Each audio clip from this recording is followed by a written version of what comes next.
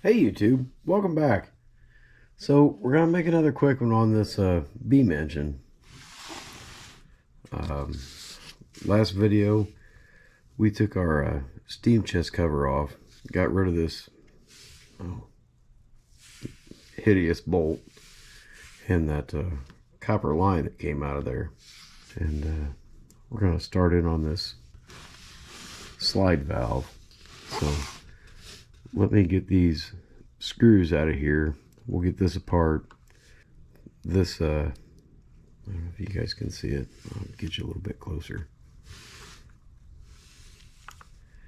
This needs to float on our drive rod, and it's obviously been soldered to it. So let's get this off. We'll get this apart so that way we can be sure that it can float on our actuating rod. So let's get this apart. I'll bring you guys right back. Okay, well, we've got this free from our linkage, so we'll get our engine back out of the way. We're going to take a closer look at this. I don't know why that was soldered fast, but that needs to float on our actuating rod. So we'll get that cleaned up. All right, let's get the torch out, get that solder off of there, and make sure that this valve can float on our actuating rod. So give me just a second.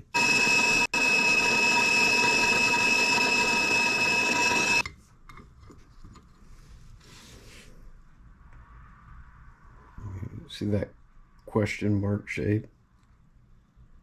That's not going to allow it to float for the steam pressure to push up against that face to seal. So, dang it. It looks like we're going to have to make a new rod.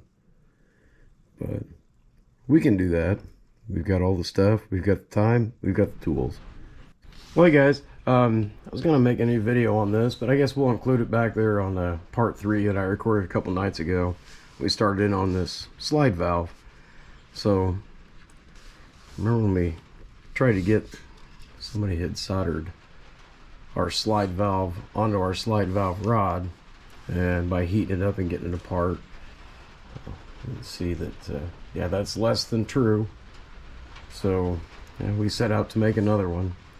And so we started, we'd cut our slot down here, and without thinking I thought, well, we'll see what the threads are. And the threads that hold our steam chest onto our cylinder are BA thread.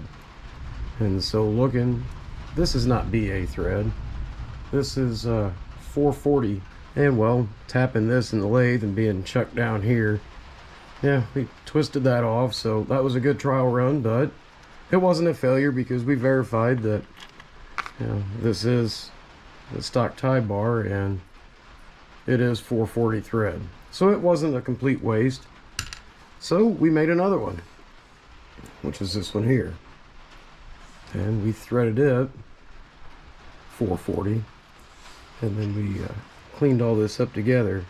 And what you want these to do is you want them to be able to float on this rod, but not be stuck.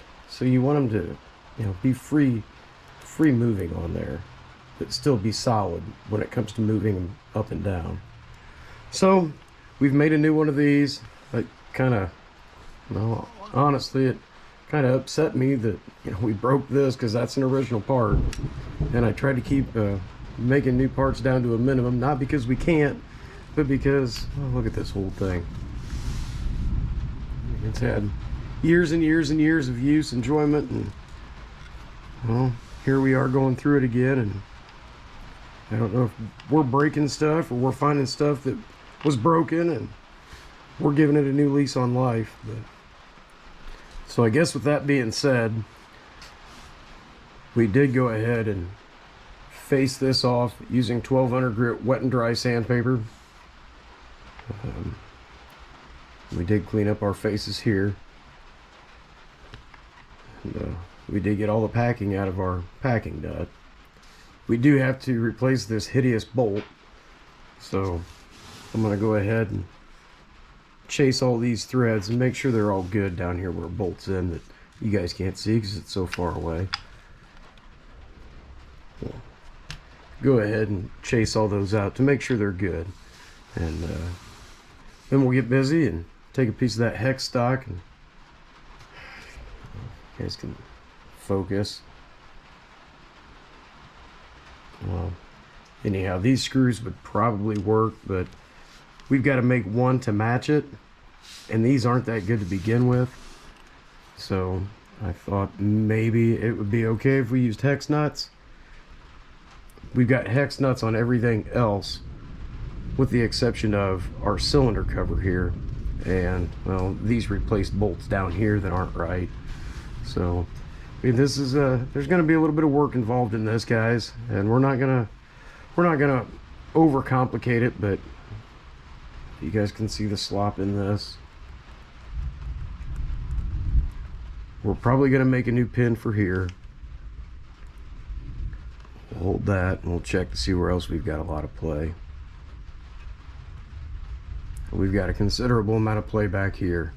This here, it does have some play in it, but it's really not all that bad. I don't think it's going to affect anything, and we'd have to make this whole crossbar or drill out these braces here and put a bushing in it, and I'm just afraid it's going to be way too noticeable.